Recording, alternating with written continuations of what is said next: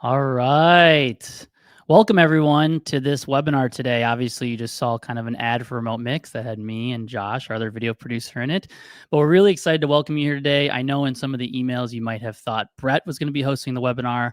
He's a little under the weather today, so he thought maybe handing it over to Josh and I for me to host would be kind of a little bit better. But we still have James and Sophia coming on here in just a minute. We just want to go over a couple quick slides and we'll get kind of the experts on to talk about audio.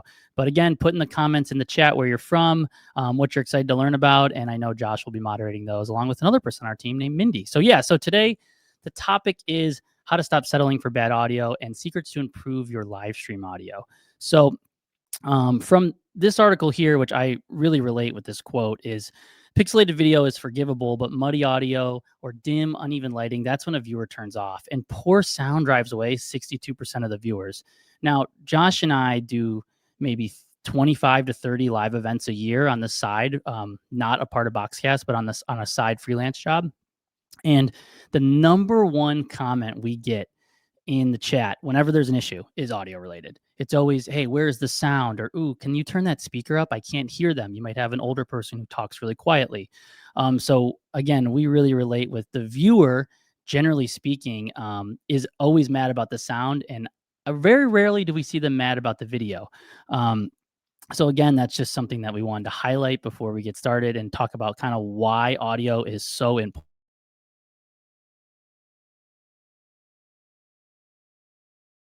So I just turned my mic off for like 2 seconds and you probably went, wait, where's the audio? Wait, did the audio webinar lose audio? No, it just, I muted myself for a hot second, but you can see that probably induced a little panic in some of you that we didn't have audio for a second. So, I just wanted to highlight this right here before we get into everything. Audio is very, very important.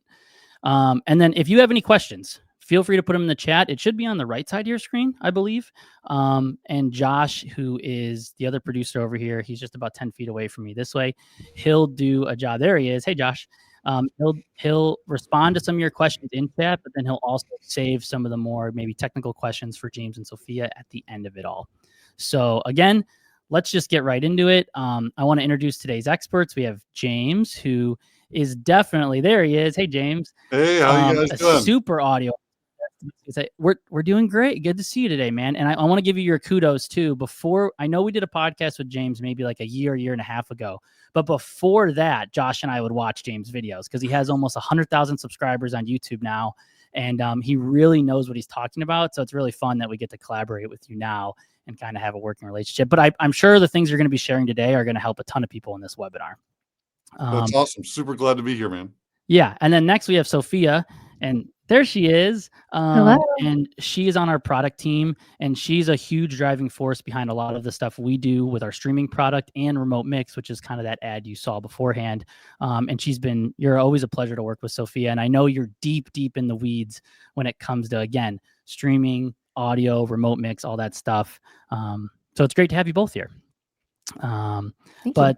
Let me go through today's agenda, and then again, it'll be a little bit less of me talking and probably more of James and Sophia talking. But we're going to kind of go through 4 parts here. First off, we're going to talk about like what makes live stream audio so hard, and why some people kind of mess it up. And then the second thing, we're going to do a little poll from you guys and talk about the front of house mix. And then we're going to talk about common live stream audio mistakes. Which actually, I'm not going to spoil anything, but James, I really liked your first one that is ahead of slides because I made that mistake. We'll talk about it later.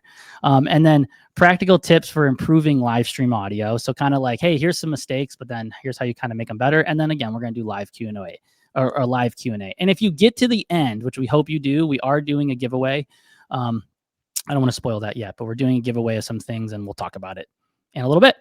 So to start, what makes the live stream audio mixing so hard to do well? And I actually just want to hear right from you guys, James and Sophia, like, what do you guys think? Why is it so hard to kind of mix the live stream audio in general? And maybe we'll start with you, James. Yeah, often, when we're mixing audio for, say, front of house, everybody's hearing the exact same wiggling air molecules. And if there's something that's wrong, you've got 30 to 500 people that are there that can walk up to you and tell you what's wrong, right? And so you can make a correction if you're doing something that's glaringly, obviously bad. But for live stream audio, we're not in the same room, right? We're not hearing what other people are hearing. They're on a different device. They're listening at a different level. And sometimes that can skew the way that our mix sounds. It might sound great on the headphones that you pop on at front of house, but it doesn't quite translate to somebody's phone, somebody's TV, or they've maybe got a hi-fi system that they're listening on. If those things are out of balance, things can get out of hand really quickly, and it's really tough to adapt to it in real time. So that's one of the things, all the different listening devices that other people are on makes it much more challenging than, mixing on one speaker system in one room. Yeah, that's an absolutely great point. I was going to say when we're doing live events, I feel like you don't hear from the online listener as much in the chat, but someone in an event will come right up to you and be like, "Hey, the music you're playing beforehand, it could just be like a Spotify playlist. It's way too loud and I can't talk to the person next to me." And you're like, "Okay, well, turn it down. Sorry." But and it's like more face to face. But yeah, anyway, Sophia, do you have an answer to this question? Yeah, I agree with James. And live streaming audio in particular demands a different skill set, and you just have a lot less leeway to work with. Like James said, you're delivering it to a completely different audience, and they're listening on a completely different device in a different room. They have a different care about than the people in the room, and also the learning curve for how you have to mix live stream audio versus in-house can be super high. So I know a lot of times people don't have a big team or a large group of volunteers that they can depend upon to brave that curve, to dedicate a lot of time to the live stream mix. So if they have to prioritize the in-person experience, that's what they do. And that's why it can be difficult to prioritize the live stream. I 100% agree. Mm-hmm. Definitely.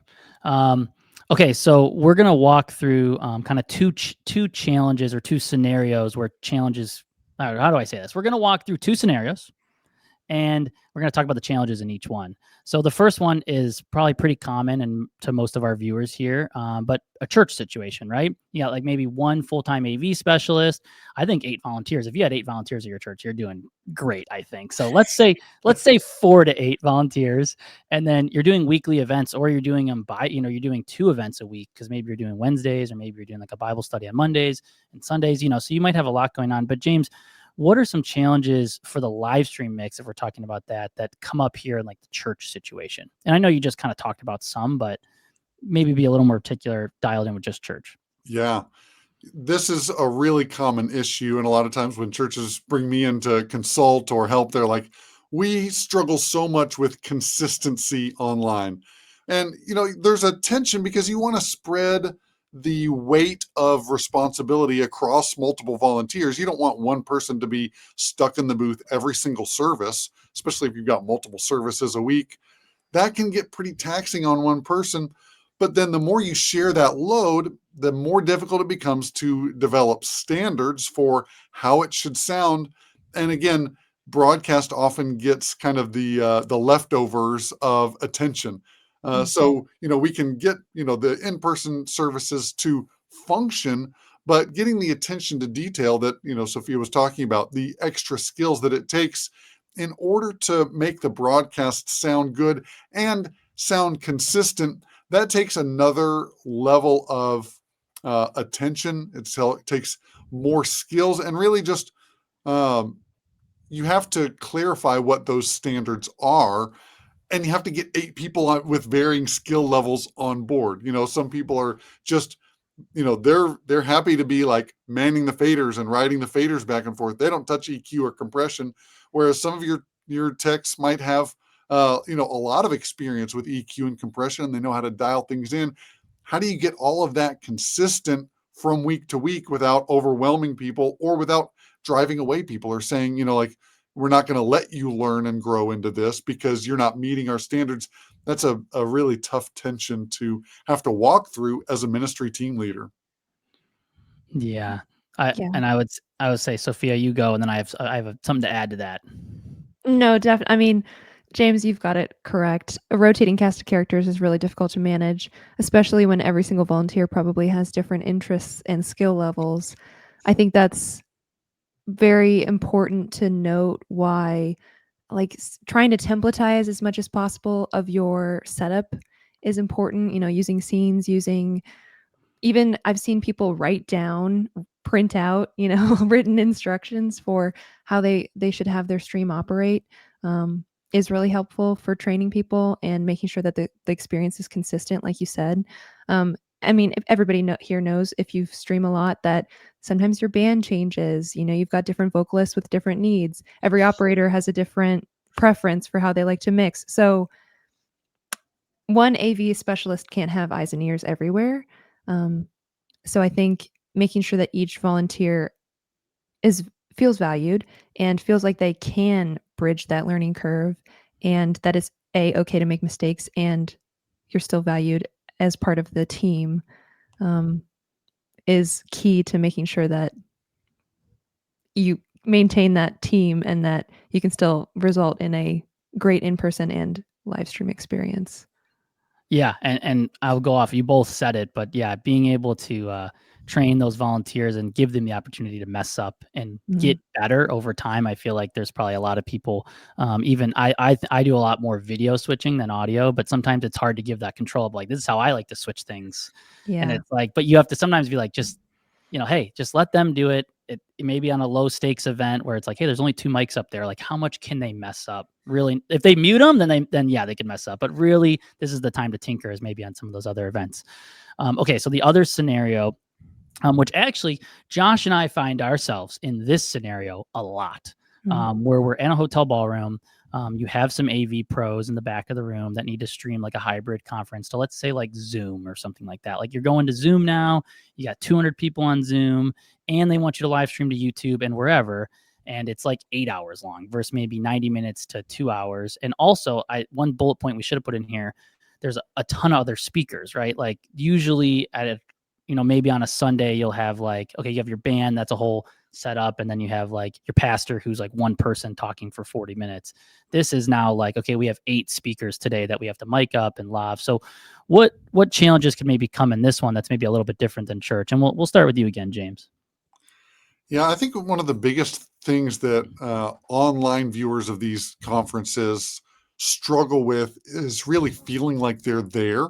So even if there's like an audience question that gets shouted out, if they're not prepared for that, maybe you guys have seen the microphone cube, the little foam cube that gets thrown around so the people in the audience can That's a great idea. I haven't seen it, but maybe we should start using, because that is a huge problem at conference. And explaining that to our clients is like, they're like, it's okay. I'm like, it's not. They can't hear these people. And then the person on stage never remembers to repeat the question. So yeah, and like if you're selling tickets to the online experience, that's a huge deal where people feel like they're disconnected. And as soon as they have that, then the event overall loses value if you can't hear that interaction.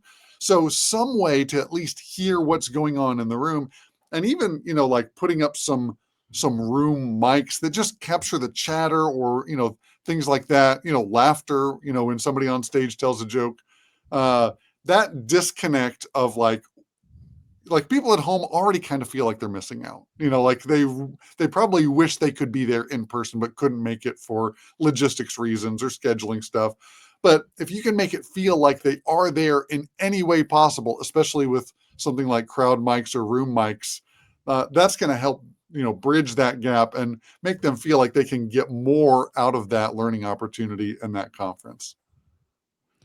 Yeah, I would say that that's definitely, we have a current client who to combat that exact issue have now put 4 shotgun mics at the front of the room, and we just have control of those shotgun mics. So when we turn them up just a little bit so you can hear the chatter and the laughter, but then when there is a question and someone doesn't get to get them a microphone, at a minimum, it's like, all right, that's mic 4, it's turned up. It sounds horrible, but they can at least hear online what the question is, because nothing's worse than the person that's not asking a question and they're going into story time and they're talking for 3 minutes and it's just completely silent versus, at least you can hear them somewhat. So, Sophia, did you have anything to add to this one? I mean, that's exactly what I was going to say is you have to be very intentional about making the online participant an input to the audio. Yeah. You have got to have a floating mic for Q&As. You have to honestly think of the crowd as like an instrument in your mix. They're one of the inputs. Yeah. That is a You great, said it all. that's a James. great takeaway. Think of them as an instrument. Yeah. That's, if we could just have mics, every single person could have their own mic, that'd be amazing. Mhm. But that'd be crazy at like a 300 person event. That would never happen. I know. Okay. So we'll continue on here. We want to talk about some of the challenges because as we go through this talk, we're going to obviously talk about some more mistakes, but we're going to at the end kind of talk about how you can improve some of this. But we wanted to kind of have it relate back to, like, I'm sure you've been to an event, you've been to one of these events, probably a church service or maybe in a hotel ballroom, and you've either been online or in person and you've seen these audio challenges happen. So we wanted to talk about it a little bit, but let's kind of switch back to the church model of like the front of house, like how it impacts your live stream, like how front of house impacts your live stream mix. And we want to actually hear from you guys in the chat. So this is going to be a percentage amount. And the question is, for most in-person events that are also live streamed, the front of house mix is given blank percent of the attention compared to the live stream mix. So again, I want in the chat, put in the percentage amount, but just to rephrase the question, like in the back of the room, how much priority is given to like in the room audio versus live stream audio? And I think we asked James and Sophia, we asked you guys this separately.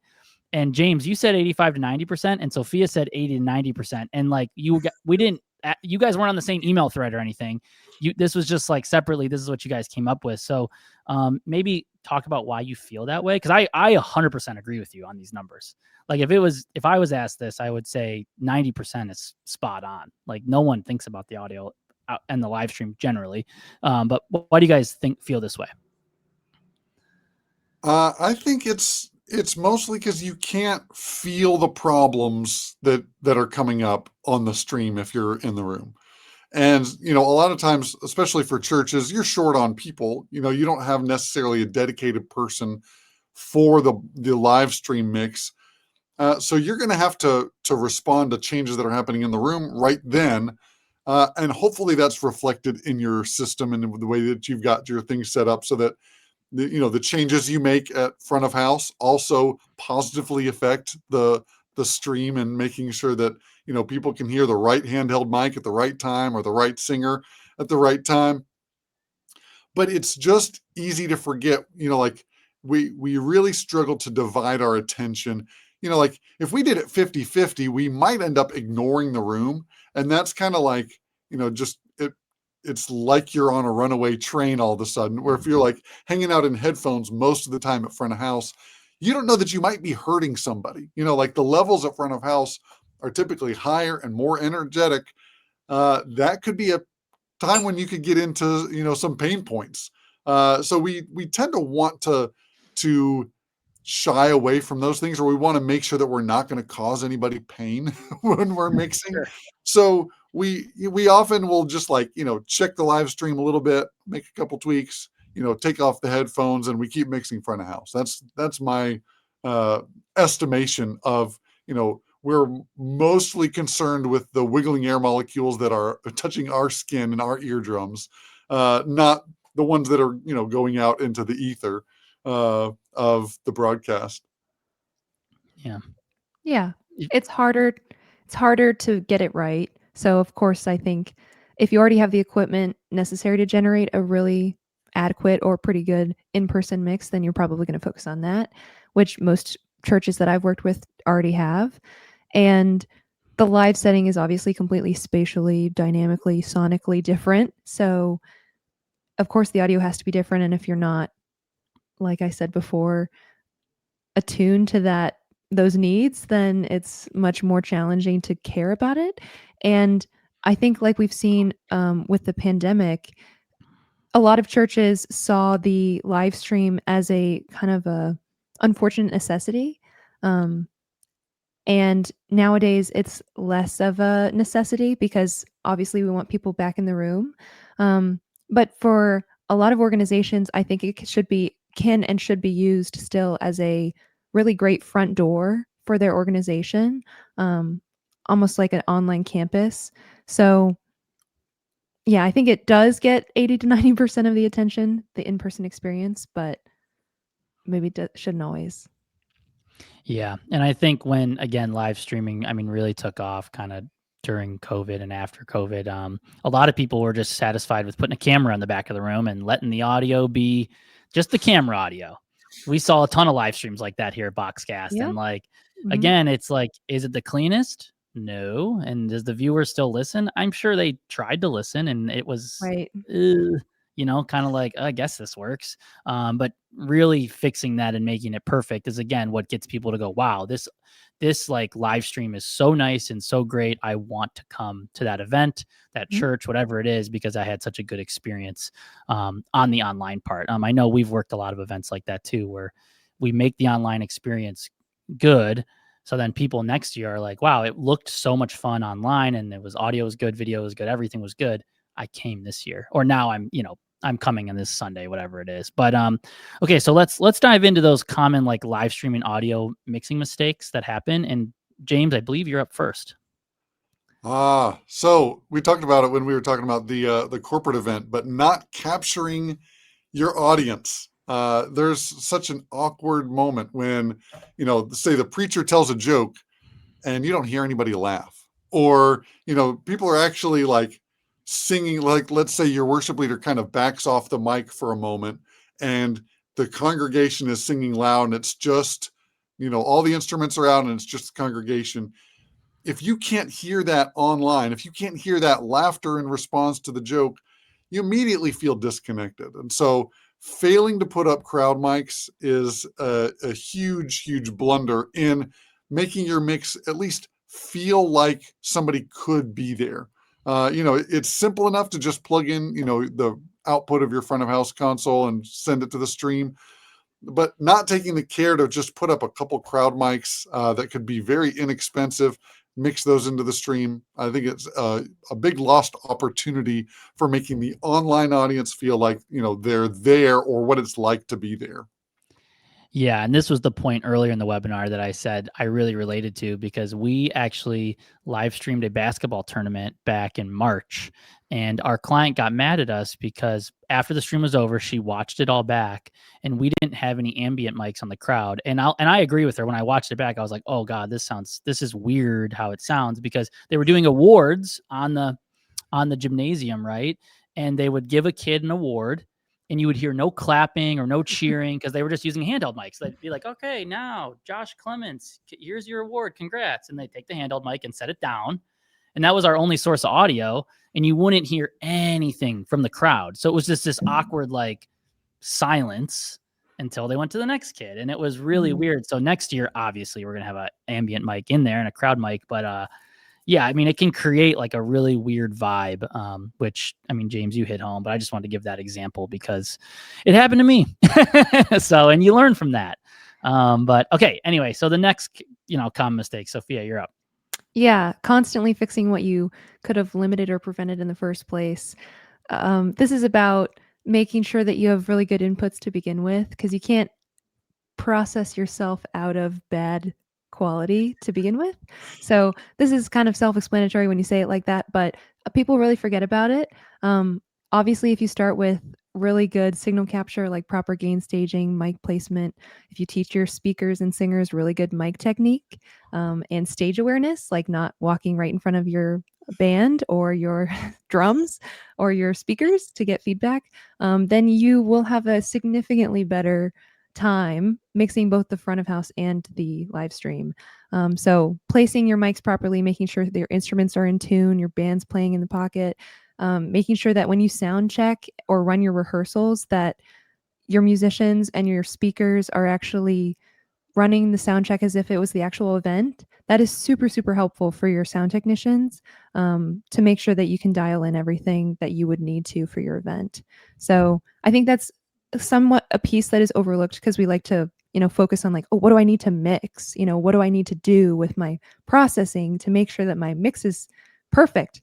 And it's like, well, if you start with really, really good inputs, then sometimes you have a way less work to do to make things sound good on the back end, like most things.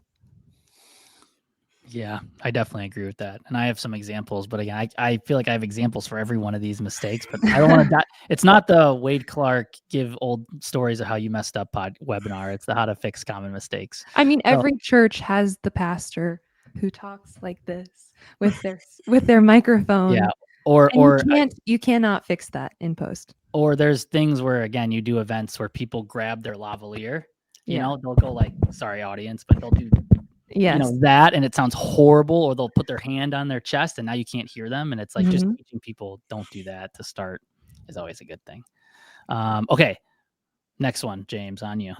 All right. So one of the biggest things that I hear is the vocal pocket is not right. If you're not familiar with that term, when you're mixing for multiple systems, so you've got people, listening on phones, you got people listening on bigger speakers, the balance between the vocals and the band can shift based on the listening device.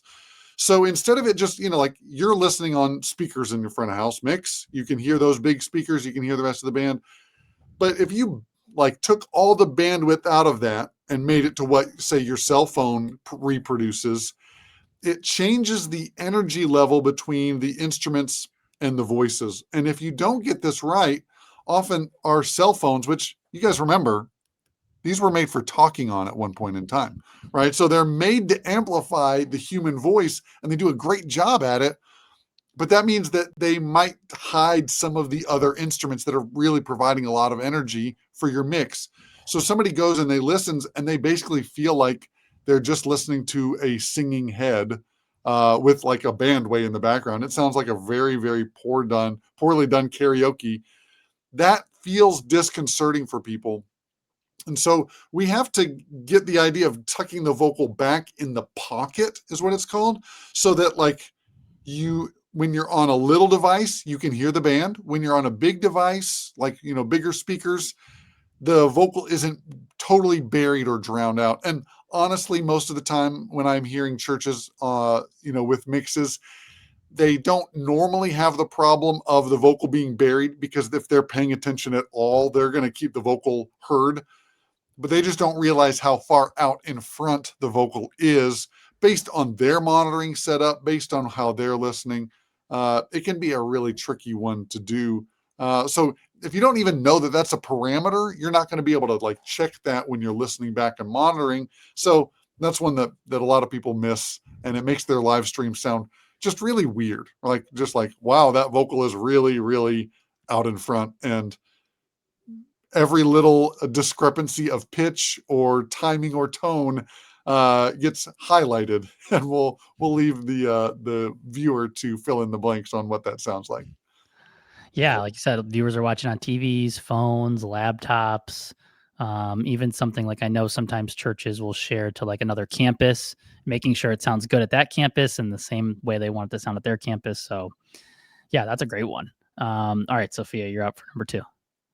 Yeah, this is also maybe self-explanatory to some people, but if you mix live audio in the same room as your live event, or live stream audio in the same room as your live event, you're getting fooled by what your live event is doing to your ears. So unless you have a literally completely soundproof booth and amazing, perfect soundproof headphones, which nobody has, it's impossible to properly monitor your live stream without being influenced by the sound around you, because sound at its core is vibrations, right? We're going to be influenced by, even subconsciously, by what is happening in the room, especially on your lower end of the frequency spectrum. So get out of the room, ideally, get out of the space to get a really true sense of what is happening with your live stream. And like James said, I think previously, is try to listen at your destination, because oftentimes, even if you are sending a really great live stream mix and it sounds amazing, sometimes your destination will mess with it. Like Facebook, I know, sometimes compresses things really weird or delivers in mono, and it can really gum up things. So listen at your various destinations, especially if you simulcast, and listen away from your live event, because otherwise you're going to be influenced significantly by your actual sound. Yeah, no, that's another great point. Again, James, you were just talking about a phone, TV, laptop, bigger conference room, whatever you're listening to. But then again, the destination which you watch it from could change that too. So definitely some things to check when you're doing your live stream or doing your audio tests, or just having, someone on your team look at that. Really, really great, guys. Okay, we have one more mistake, and then we're going to jump into some improvements. So, James, you take it away. Yeah, one thing that people fail to realize is people listen at a different overall level at home than they do in the room, which we kind of like. If you say that, it's a kind of a duh moment. Like, of course they do.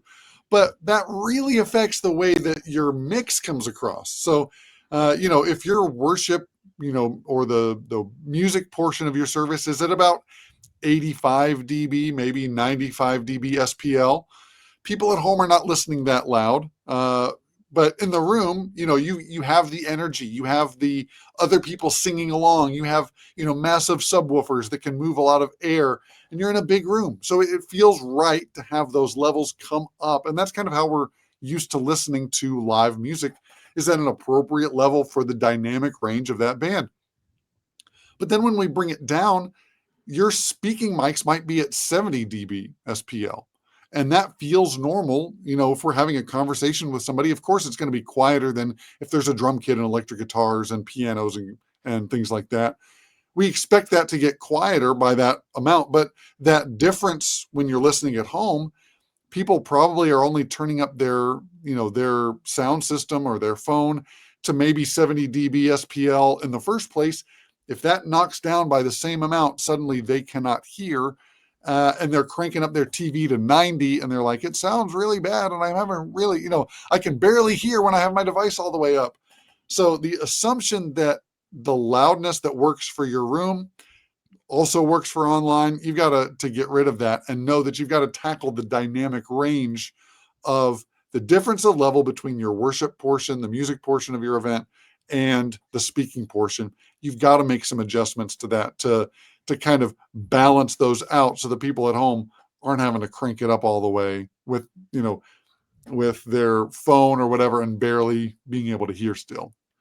Yeah, our CEO, Gordon, talks about that quite a bit, where he would listen to his church service in the car a lot, and the pastor was always super low, right? And he just had to crank his car all the way up, and he could still barely hear, and there was always this difference. Now, how many people are listening in your car? Probably more than we think, but still, that's a situation that you got to watch out for. There are some people that are maybe on the road on a Sunday, or they work and listen to it on a certain device and have to drive around, or they're in their truck and driving around, whatever. But no, that's great points, guys. Okay, so here are all those common mistakes just put in one slide here. If you want to take those to maybe your church audio person, or you want to remember them, obviously you guys will get the recording for this, so you can come back and look, or you can take a screenshot right now, or what you can do, what some people do at events, they whip their phone out and take a picture of the screen, which I always find funny. But anyway, okay, so those are it. Let's dive into, because I know we're already been talking for 39 minutes, which is crazy. But we're just having so much fun. Okay, let's talk about practical tips for improving live streaming audio. Sophia, you're up first with tip. You each are going to give us 3 tips, so everyone knows. So what's your third tip here, Sophia? Yeah, so if you didn't see on the slide, James and I had quite a bit of overlap with our mistake submission for this webinar. So we both suggested that you use ambient microphones for your crowd to add some presence and warmth to your stream. So yeah, my tip 3 is to invest in those microphones and apply them to your live stream mix only. Obviously, you don't want to add any feedback to your front of house mix. You can use some filtering to make sure that you don't have any noise that muddies any of the overall mix for your live stream. You don't want any like stage noise or too much of the low frequencies. But all you really need is like 2 microphones, face your crowd, front of the venue, right below your speaker. You don't have to get fancy. I mean, crowd microphone placement can get really sophisticated. Obviously, you can go to like school for this for microphone placement, but you don't have to get too sophisticated. I've seen a lot of success with people using just like a pair of NT5 condenser mics, place them in a 90-degree angle, and you'd be good to go. Yeah. I forgot when we were doing the slides. I'll just skip to the next slide. But James, you had here ditto. you go. I love the Pokemon in there. Same thing. Do you want to add anything? I know we've actually talked about ambient mics quite a bit in this presentation, but I can't agree with you guys more. I mean, they can make or break an event. Is there anything else you wanted to add to this, James? Yeah, even if you're on a super budget, if you've got a spare vocal microphone sitting in your drawer at front of Yeah. house, put it on the front of the stage and point it out. Just like Sophia was saying, like it's not rocket science. You just put it up there, gain it up a bunch because it's probably, the crowd and the ambience is not that loud, right? You're mostly getting PA noise or the sound from the speakers. And then, make sure that you're filtering it. So get rid of the rumble, roll up the high pass filter, or if you're on an X32, the low cut. Get rid of the rumble and turn it up till it sounds more natural. Like often when I'm telling people or teaching people how to mix, turn it up till you can notice it, and then just back it off a little bit until it becomes more noticeable when you mute it than when you unmute it. And that's how you know you've got it kind of in the right level. That's great. Yeah. And I debated sharing this next part, but I've done this, James. You're gonna cringe, so you might want to close your ears. I've had to do this sometimes at events. When I first started, I remember doing this with like a lavalier mic, which is not ideal, but that's all we had. And like we just set it in the front of the stage and you turn it up a little bit and it captures everything. So it's not a good mic to use for, but it did give you the clapping and, some extra things because we just had, anyway, I wouldn't recommend doing that, but hey. Okay, Sophia, tip number 2. Yeah, I kind of got into this with my mistake, but obviously you want to mix your live stream in a space where you're not going to be influenced by the front of house mix. I've seen some people reserve a live stream room in their sanctuary that is kind of a few classrooms away, if you will, where they have one of their volunteers who's kind of like the live stream volunteer focused on mixing locally, probably using something like Mixing Station to make sure that they can control just their live stream mix. Or if you want to mix completely off-site, you could use a tool like RemoteMix, like you saw at the very beginning of the webinar, to just focus completely on the live stream, where you won't be influenced at all by the rumble or the vibrations or the sound bleed from your sound booth at the live event. Yeah. Yeah, and I was going to say both those options. I know a lot of churches they sometimes have 2 mixers, one for the in-house, one for the stream mix. But sometimes if you got something like a Mixing Station or remote mix, you could send a separate mix there, and then you don't need to have another mixer to do something like this. Yep. Okay, James, number 2. I'm really excited to hear about this because Yes. I get tripped up. Yeah. Handy dandy headphones. Headphones give you a ton of detail. So, if you're stuck having to mix in headphones, either in the same room or let's say your remote mix operation, you don't have studio monitors, you don't have any room treatment, you might be forced to mix in headphones. When you switch those headphones and listen to them in mono, this really helps you get that vocal balance just right because, headphones give you so much detail. It's easy to tuck back that vocal so far and you've got so much stereo spread. You could actually have your vocal buried and not realize it. So to combat that, if you switch your monitor output for whatever you're monitoring, check it in stereo, but mix mostly in mono and just put the vocal just on top in mono. Then when you switch to stereo, you'll get that good balance of your band level and your vocal level. And it really makes things much, much easier to get that vocal just right. So that's my pro tip for mixing in headphones if you have to. Of course, everybody loves speakers more, but you don't always have the budget for that. You don't always have the space for that. Maybe you're literally in a closet someplace because that's the only place where you can mix that's quiet. You got to do what you got to do. Test it out in mono to make sure that your vocals aren't too far out in front, and you'll end up with much more consistent mixes that way. And James, I'm going to ask a question about mono and testing it in mono. So and let me make sure I'm understanding, and maybe someone in the viewers has the same question, hopefully. So you're talking about maybe if I'm listening on a computer with headphones, just dragging the like taking it left or right and then just listening with like one channel, or am I thinking of something different?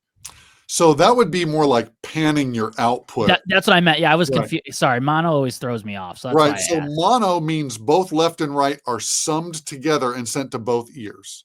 Okay. And so that's what we're really trying to listen for. If, like if you're mixing on a console, very often in the monitor section, you can choose a mono button to select that the Got it. headphone Okay. output is now not stereo anymore. It's now mono. Sometimes you can make that happen if you choose pre-fader listen rather than post-fader listen. Okay. Or after fader listen, depending on your console. So there's a gajillion different ways that, console manufacturers will talk about it or set it up. But if you can get either some way to sum left and right together and send it to a single input, that's kind of the idea. So we're not just panning to the left or Got the it. right. Yeah, I was like, That I usually don't. would just I was like, I don't choose think the that's left what he. side. That's what right? I mean. I was like, I don't think that's what he means. I was getting myself confused. Okay, thank Yeah. you for explaining that a little bit more. Yeah, thanks for the question. Okay, Sophia, your number one tip here. Yeah, this is the TLDR of this entire webinar, obviously, is to create a separate mix for your live stream and to really dial it in for where you're delivering it and to whom you're delivering it to, I guess I should say. Like, who's watching it? Are they watching it on Facebook? Is it going to sound like crap on Facebook?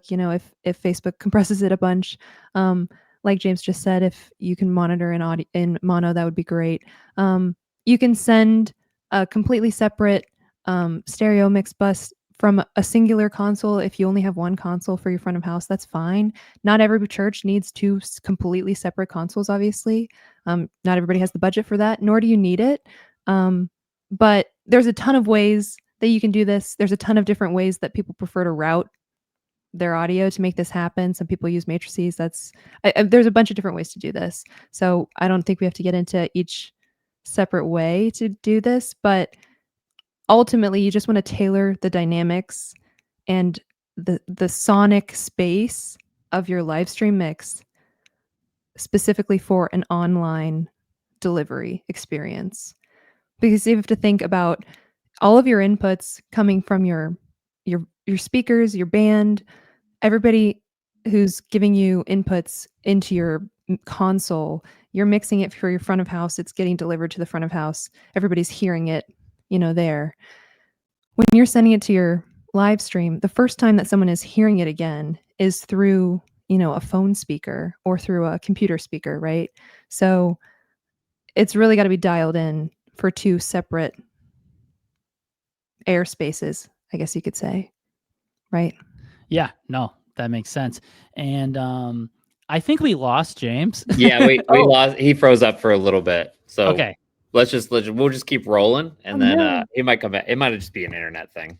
Okay. Yeah. All right. Well, we'll just keep on rolling, and maybe we'll wait to do his number one tip, which is learn compression, which I was really excited to learn about because I personally am kind of like in my audio world. I use an analog mixer. I have a digital mixer. I just started messing with Mixing Station. I can use Mixing Station okay, but I'm really just like turn it up, put a gate on, and then after that, I'm like, okay, what else can I do to make this better? So I'm still learning. So I know compression is one of those things. I'll say the one thing for you, Wade, that you and I experience a lot with needing compression is especially for those events where you have an 8-hour conference live stream and you have a bunch of different people at different vocal levels who hold the mic differently and come up and they show up last minute to start talking. Compression is just really great for getting people who present at different speaking volumes kind of all on the same level. Right. At least doing that goes a long way. But right. Yeah. And we'll let James, if like, again, we lost connection with him, I'll check my phone and make sure maybe he didn't like text. Oh, he just texted. Oh, internet died. Okay. Well, maybe he'll be back. Maybe not. No, he's back. He's back. The joys of live events. See, and it's all good. All right. Come back in here, Josh. Hey, there he is. Oh, he's on his phone now. Hey, we can back see on you. The mobile device. Yeah. All good. All good. Glad you could. We were just rambling talking about compression. We were rambling about compression, which I don't know much about, and for consistency. Yeah, you're back. So just give us tip number one. Yes. So compression is the tool that will help make all of these things much, much easier to do. It makes the dynamic range overall a lot easier to tame.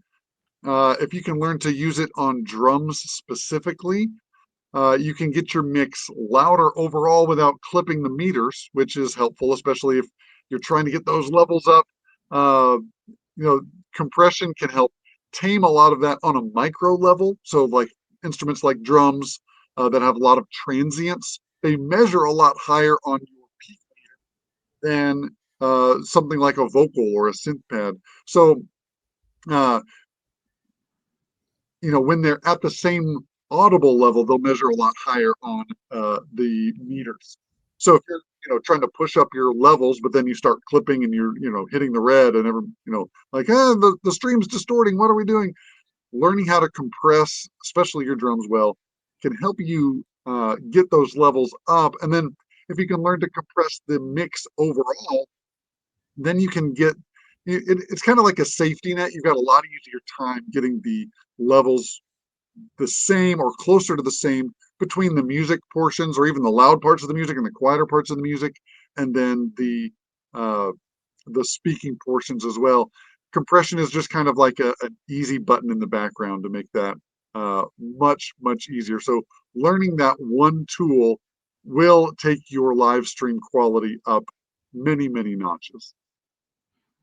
That's great. Yeah, no, I think that's the next thing I need to learn. I was saying before, James, when your internet died, like I was like, this is the one thing I think I need to. I don't really know a lot about compression, but I think you're convincing me that now I should do a deep dive and maybe probably watch some of your videos on YouTube about compression and how it all works.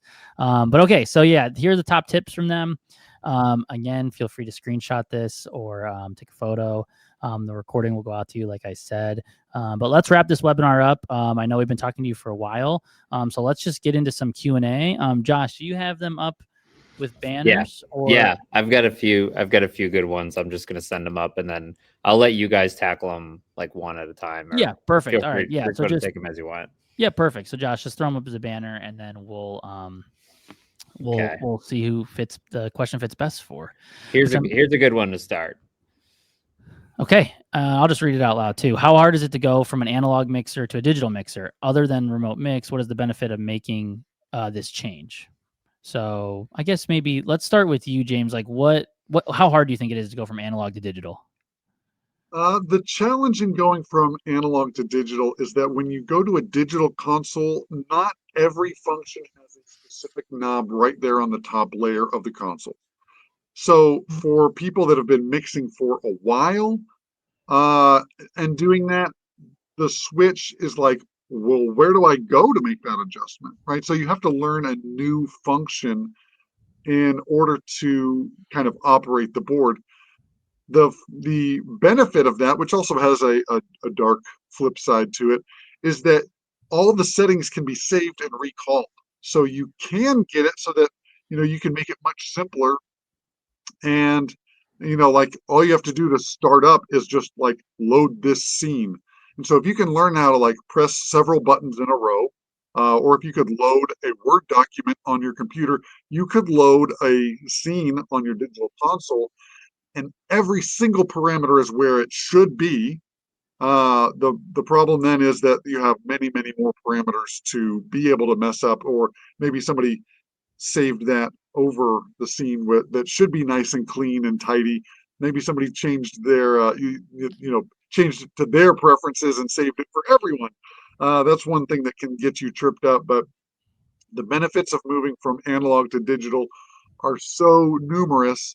I could talk for 45 minutes about all these benefits. I'm sure. If you're wondering about making the jump, definitely do it. You will be glad that you did. It's not as scary as you think.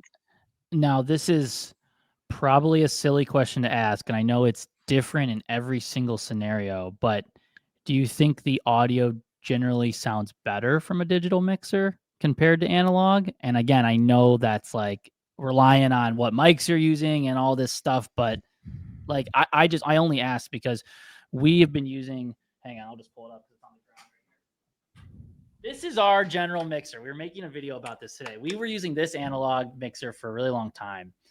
this model, this Tascam mixer or whatever. And we just got a Behringer XR18, which is like the rack mount one. And I like right out of the gate without changing many settings, I'm like, dang, this sounds like really good. Now, am I fooling myself to make it sound good? Or James, do you actually think it does maybe sound better?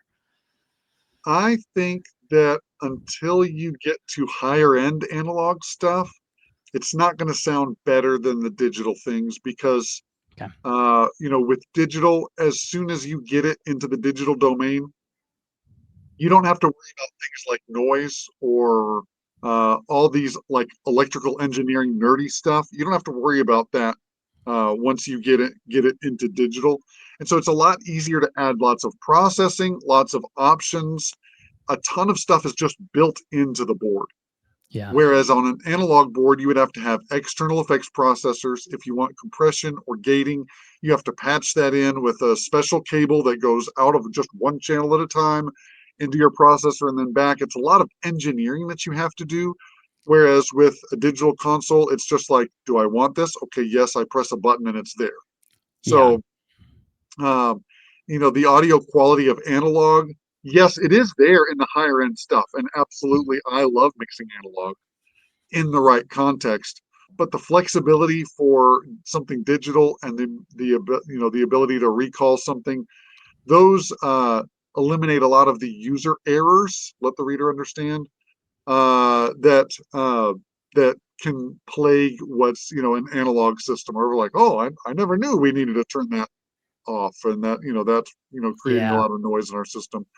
A lot of that can be simplified, moving over to a digital console. Yeah.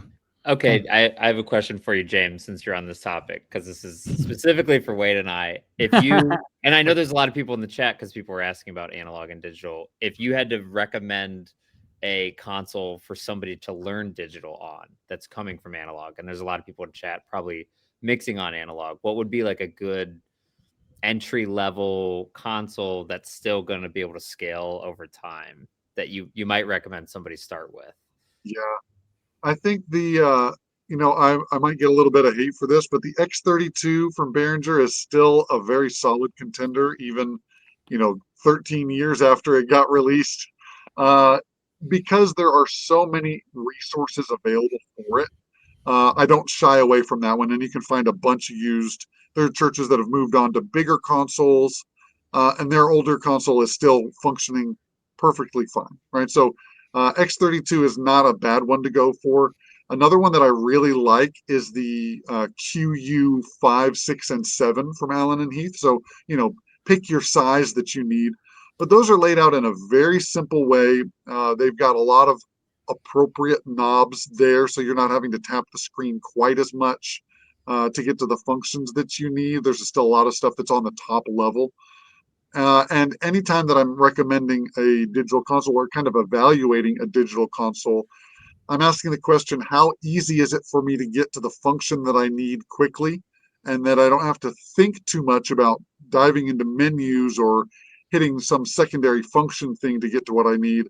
Like, did they put the essential stuff right where I need it? So those are kind of my two go-tos right there. The QU series just got refreshed this year. The X32 has been out for a long time, but both of them can be set up very simply without a whole lot of hassle. Okay, thanks. And there are people in the chat backing you up on the X32, so don't worry about that. Good. The chat likes the X32, Yeah. I think. Yeah, +1 for that too, for what it's worth. Yeah. All right, I'm going to move on to some new questions. Hang on. Okay, great. Yeah, I think we have here we got the next one, but I think what's next to me, it says Allen and Heath, it says QU5D. So is that one of the newer ones, or I don't know. Yeah, that's the one that has Dante enabled. So okay, never mind. Yeah. All right. Which is also a perk of digital mixers, for what it's worth. I was going to add that. Yeah. Okay, so Patrick's asking, do you actually have a number that you aim for in dynamic range? Currently our range runs at 24. For the live stream specifically? I don't know. James, maybe you decode that? Okay, so I'm going to have to guess and fill in some information here. I'm guessing the dynamic range might be in like LUFS, is my guess, or maybe they're saying like the average or the RMS level is at negative 24 rather than, compared to the peak level. It depends how you're measuring it, because there's like 4 different references you could use. Mm-hmm. The most accurate one would be something like LUFS, or loudness units full scale.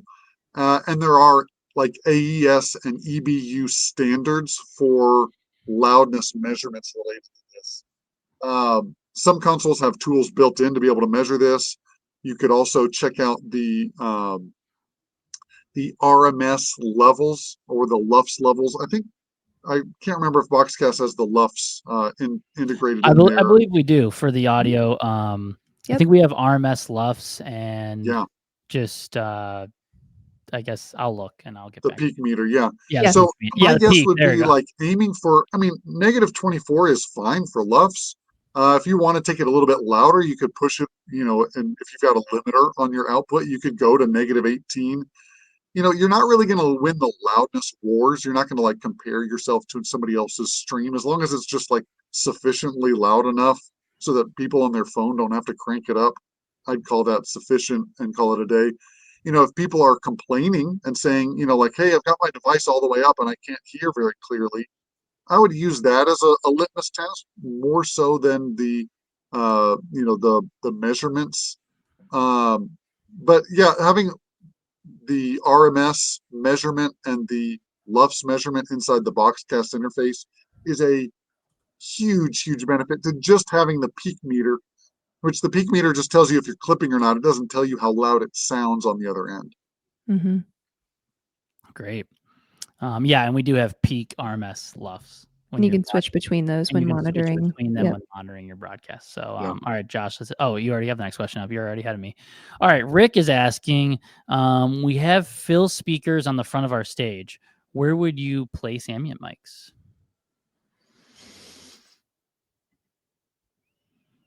I don't know. Sophia, you want to take this one? Not in front of the speakers, obviously, but you already know that.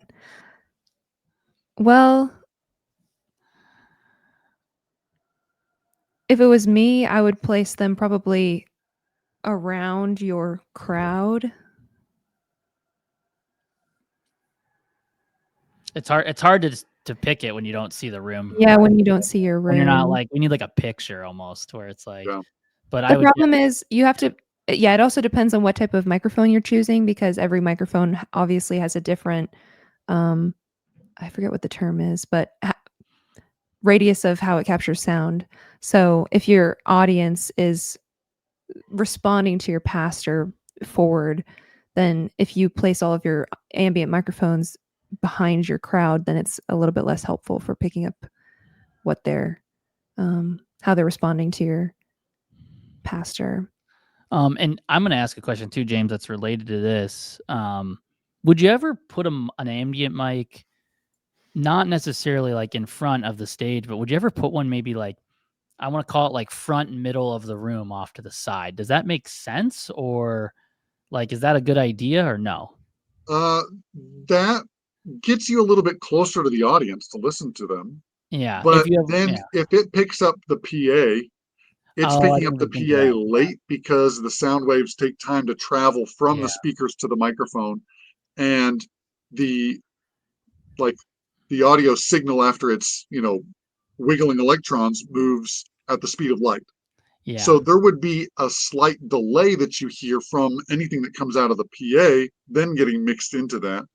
Yeah. You could delay your clean mix to time align with that microphone. If you have the microphone in the side of the room or the back of the room, you could just make the dry mix, so to speak, late, so that the sound waves can catch up and reach that microphone in the back, and then they kind of like get synced up that way, and so that you don't have that issue.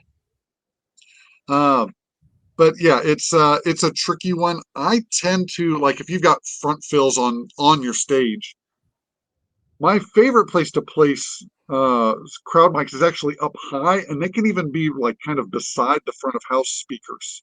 You want to give them some distance, but if you have a shotgun microphone or a hypercardioid microphone, those reject sound coming from the sides really well.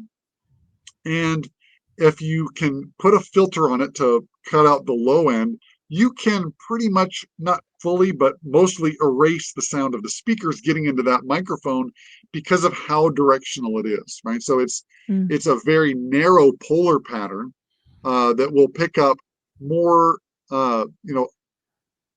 if you give it distance, which, if you're up high and pointing down, you've given it distance, then it can, catch an area of the crowd rather than just like a few voices there right in the front. So that's one way that you could get away from the front fills if that was an option. And then you also don't get that like one person right in the front that like thinks they're auditioning for the worship team that's singing, with all their heart. If you can get up and away from that, you can have that person blend in a little bit better into your crowd mics if they're singing with some extra gusto. I didn't even think of that. You just have that one person who always sits right in front because that's where their family has sat for 5 years now, and they're like, but they're the loudest singer in the room. And you're like, maybe we got to move this mic a little bit, just balance this out. That's funny.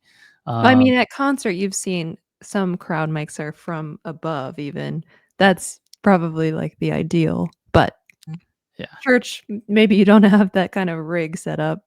Yeah. So. Maybe they should just start handing mics to people in the crowd so they can give. I'm just kidding.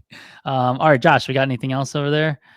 Okay, so Elmira, hopefully I said your name right, from Springfield Baptist. We use an X32. What is the best way to manage an audio team with different skill levels? I feel like, James, I know you do some audio training. Maybe. Yes, I think the first thing that I do when I'm managing people that have different skills is clarify what we're aiming for. If we don't have a clear idea of what the mix should sound like, people are going to be, aiming for whatever they think it should be or whatever their opinion is. And then, especially if they're at different skill levels, then their opinion and versus your opinion, some people are maybe better at mixing but have a different idea of what it should be like. When you clarify what your values are, how it makes it sound both online, then we can start to make corrections going toward that. And then, like you can come up and say, hey, our value is that it feels really immersive in the room. It feels a little bit weak for that. Could we bump up the levels some? That's a much easier conversation to have than like, I don't think you're mixing loud enough and your opinion is wrong. You need to goose it. Right. So, but often it's the opposite direction, right? Like you're mixing too loud and we need to turn it down. But when you can tie it to a value, then you can get people like hearing and understanding what it should be like. And then as they get experience, they can move from like just managing faders and doing a good job at that to experimenting with more tools like EQ and compression and effects. But they're not going to get past that if they don't have that clear idea of this is what it should sound like. And I know, like I'm within the safe zone of how it should sound with the faders in the right place. Now I've got that itch where I want to make it sound clearer. I want to make it sound more controlled. What are the tools that I can use to do that and grow in audio? I want to make it sound fuller like the other people on the team do. I want to make it sound clearer like the other people on the team do. Keeping the people that are, not as skilled on the team long enough to get experience to grow. That's one of the keys to making it, making your people last longer and not having so much turnover from people just being like, oh, I feel like I stink at this. I always get complaints. I quit. We don't want that for anybody. Mm-hmm. Right. Yeah. And again, maybe I would just throw in this little 2 cents. I feel like also I'm assuming you've probably mixed a service, or especially if you're at Springfield Baptist, you probably mixed a service that you loved and you're like, this is how we did it. So having some references to show everyone in the team, like, this is what we like it to sound like. This is when it's at its best.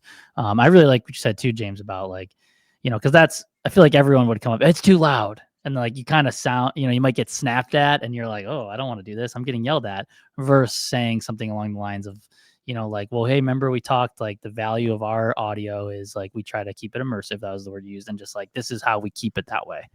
It comes off a little more softer than just yelling at someone. Josh, how many questions do we have left? Give me hand number. We have a lot, but I'm going to try to narrow it down to. There's a lot of great comments too. Let's do one more after this because it sounds like we could keep James for like 3 hours. So one more after. Let's do this one and one more because there's this one a couple people have asked, and then we'll do one more and then.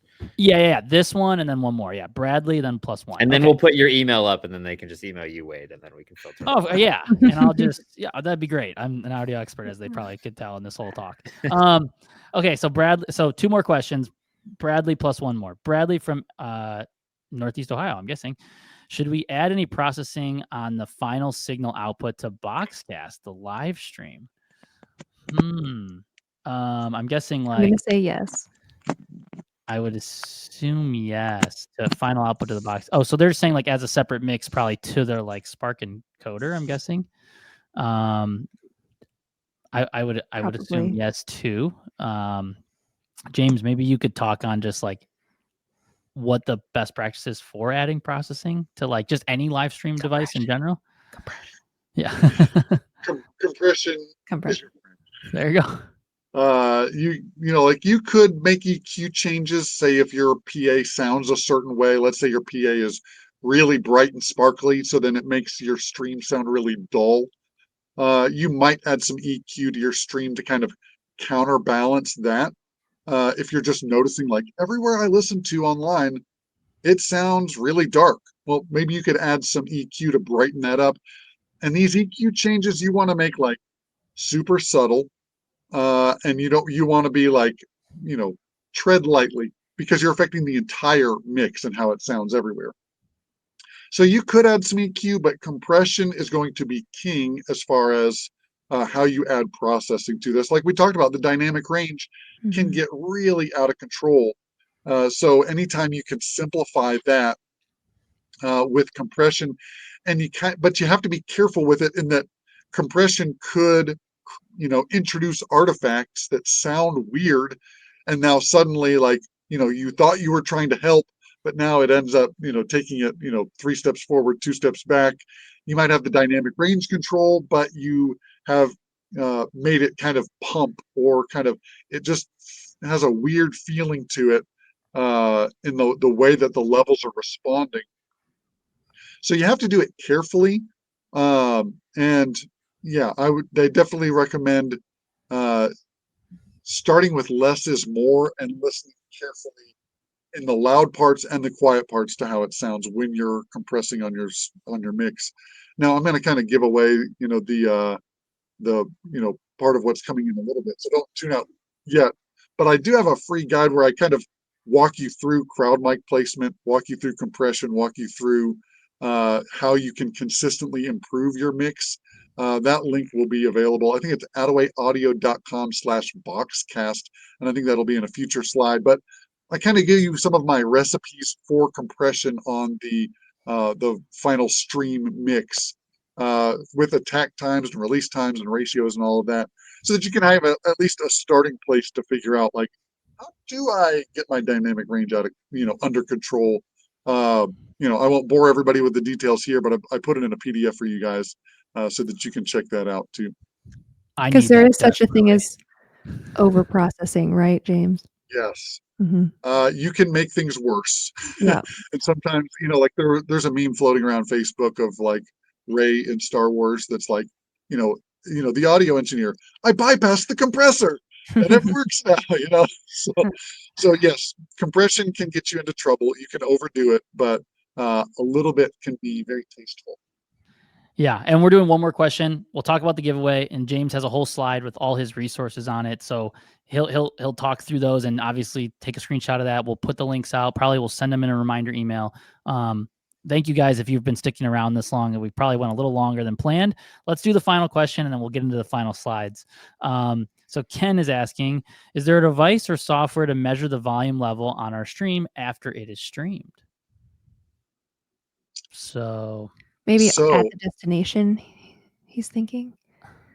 If you're streaming to YouTube, there's a little thing you can right click, and there's a drop down menu on the video itself. And it says stats for nerds. which I'm I've so seen glad that. Yeah. I'm so glad they included that. It will tell you your stream's average audio level. Now that's start to finish. So if you've got like super gentle music at the very beginning with a slideshow, at the beginning of your stream, it's going to average all of it. But even if you just say, let's say you trim out just the worship portion, you kind of get an idea like, where is my my stream's audio level overall? Because they'll show you that, like, if you overdo it with your processing and you limit it and you slam the level, they'll actually just turn it down so that it's not any louder than everything else and nobody gets blown away. But it will show you kind of what percentage you are of the total level that you can have, so that you can have an idea on the post end, how you could do that. I mean, you could like download the video, load that into a DAW or something, and then run it through a metering plugin. But that's a lot more complex than just, a right click and hitting stats for nerds.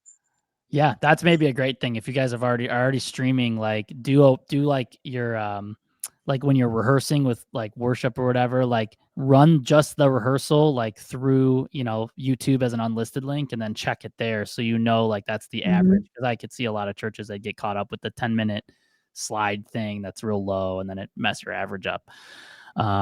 Okay, great. Josh, you want to get us back to slides real quick and we'll land this plane, as some would say.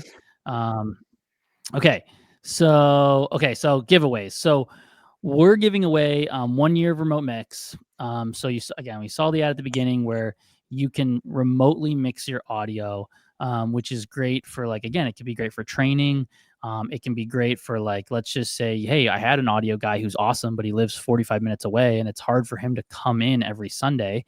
It's like now he can do this at home as long as you have a digital mixer, and we have an ability to hook it up with a computer. So you could download a little app, it's called the Remote Mix Agent, and it just sends all the data up to us, and then you can remote mix over there. Or if you have a Spark encoder, you can use it with that. I won't get too into that, but we're giving away one of those. We're giving away 1 year free of that, and we're also giving away a badge to the NAMM conference, which is in January. Now, for this one, we will send you an email of the winner. We don't have a good way of picking a winner right now and popping it on the screen. So we're going to take everyone in the registry. We're going to randomly select someone and we'll email you of who wins Remote Mix. For the NAMM conference, it's slightly different because if we were to do that, you might go, okay, well, I'm not going to California in January. That's just not possible. I have kids, a family, I've got a job, all this stuff. But if you are interested in going, Josh, you want to pop my email up on the screen? You send me an email, and however many people send me an email, we'll randomly pick from that. So if 20 people send me an email, then there would be a random generator spinner. I'll pick one of you and we'll give you a free badge to the NAMM show. That's not like flights and hotel. That's just hey, if you can get there or you live in California and you're hey, I've been wanting to go to that and it's 20 minutes away, we'll give you free access to the show. If only one person emails me, well, you'll be the lucky winner. So whoever wants to do that and take advantage of that giveaway, please feel free to email me. Again, we thought it'd be a little silly to make it random because we could select someone who never would have the ability to go or doesn't even know what it is and doesn't want to go. So, okay. You can go back to slides, Josh. James, this is your time to talk a little bit more about Attaway Audio. So give us kind of the rundown of everything you offer, because I know it's not just YouTube videos. You offer training and all that stuff, but tell people how you can help them, because I think if you are struggling with audio, you should get with James immediately and work with him. Yes, thank you for that. We talked about the free streaming audio guide. I've got 3 C's of things that you can improve your live stream audio. It gives a lot of the details that we touched on in this webinar, but it puts a little bit more on it and gives you some step-by-step instructions for how to apply it and how to work that into your system. We also have a course all about broadcast audio. It's inside the Attaway Audio Academy, and these are all of my online courses that are specifically tailored for church sound techs, worship leaders, and tech directors, trying to make it accessible and understandable for the brand new volunteer and for maybe the worship leader that's been thrown into the deep end in charge of all the audio stuff, and you got to figure all this out. We want to be that resource for you with an online community. We've got weekly live inside of there. And of course, the broadcast audio course where I walk you through my system on how to make it volunteer friendly and get you great results every week, even if you don't have a second setup or another board. We've got options and things that you can use to apply for your church in whatever circumstance you find yourself in with personnel or budget. We're going to get you the best options you have, so that you can really work to improve that and make those constant improvements to that kind of front door or first impression that people get when they're checking out your church. We do on-site training where if you're overwhelmed and can't handle like all these updates, if that's just overwhelming for you, we can have one of our team members come out to your church and tune up your system and then train your people, because often the weak link is the gear between the ears. The person behind the console really makes the biggest difference after, of course, your source material. So you can reach out to see if that would be a good fit for you guys, and then stay in touch. If you have questions, you can reach out through our website. We've got the contact form there. Yeah, and would love to hear from you guys, and even your feedback on this webinar. Would love to hear what your favorite parts are. Feel free to reach out. I love getting emails from people and helping people in the real world, outside of my little bubble, take stuff from chaotic and frustrating and overwhelming and turn it into a great experience where stuff just works. It's great to have that calm and that peace that happens from an audio system that's well designed and from audio volunteers that really know how to do it and do it right. So that's how you can get in touch with us. Great. And again, I hope some of you, if you are having audio struggles or anything like that, reach out to James. He's truly an expert. And again, if you haven't gone to his YouTube and checked him out or watched any of his videos, go there and subscribe for him. But that is it. We just want to thank you all for coming, and thank you for joining us in this webinar. Again, if you have any additional questions, I'd probably reach out to James, but you can always, you saw my email too. You can reach out to me and I could probably talk to people on our team and get you some answers. But we really appreciate you all coming, and we hope you have a good rest of your day. So that's it. Josh, you can end the live stream.